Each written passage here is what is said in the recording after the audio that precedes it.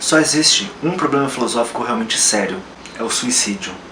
Julgar se a vida vale ou não vale a pena ser vivida é responder à questão fundamental da filosofia. O resto, se o mundo tem 3 dimensões, se o espírito tem 9 ou 12 categorias, aparece em seguida, são jogos, e é preciso, antes de tudo, responder.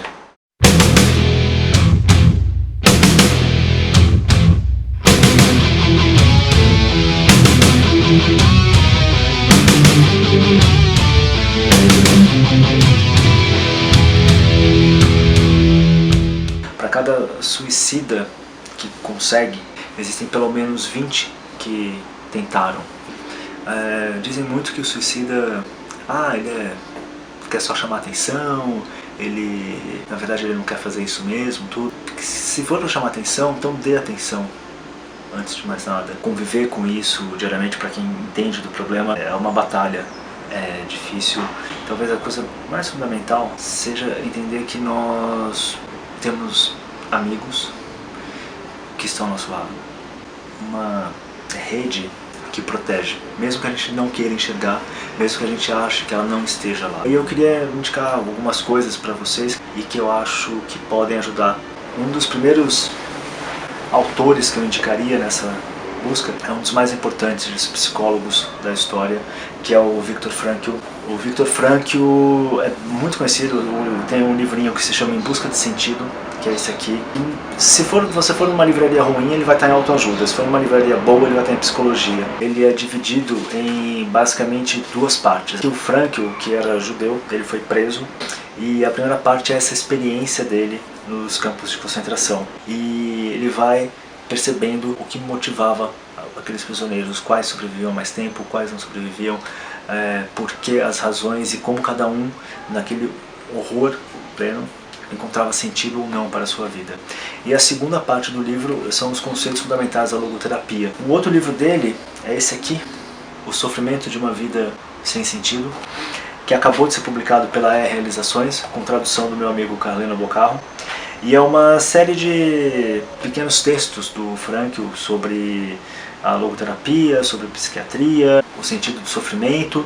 É um livro muito bom para você entrar no assunto, para você carregar com você assim e buscar inspiração para a sua vida. O outro livro que eu queria indicar é um livro do Joseph Conrad, que é o A Linha de Sombra.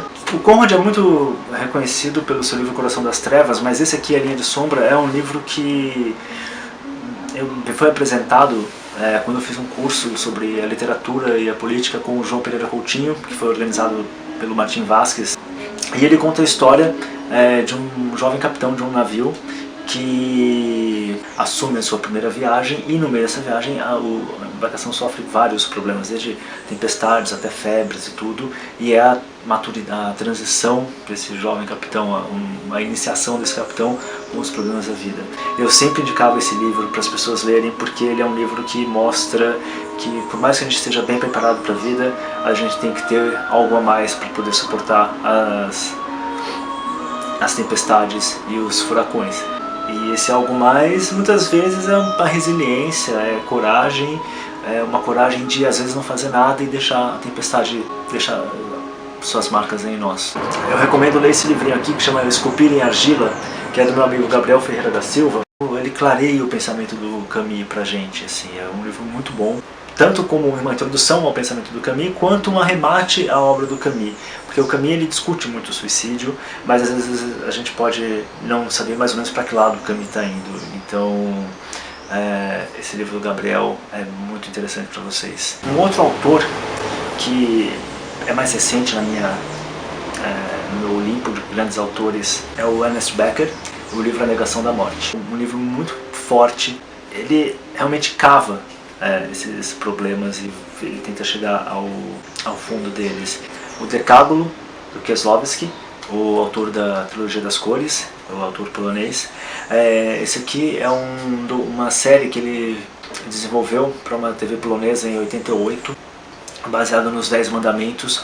Ele constrói pequenas narrativas extremamente singelas e humanas, mostrando como os nossos pecados se inserem na nossa vida, e é uma meditação sobre a existência humana e as nossas quedas e sofrimentos. E por fim, o Tree of Life, o Árvore da Vida, do Terrence Malick, uma das obras de arte mais carregadas de beleza que você vai encontrar por aí. Eu espero que vocês consigam tirar algum proveito desse pequeno vídeo, apesar de N diferenças que as pessoas possam ter entre, sejam elas ideológicas, sejam elas estéticas, futebolísticas. Eu acho que antes de mais nada a gente tem que acolher o próximo. É isso. Tchau. Tem um outro livro que estava aqui que sumiu. Meu Deus.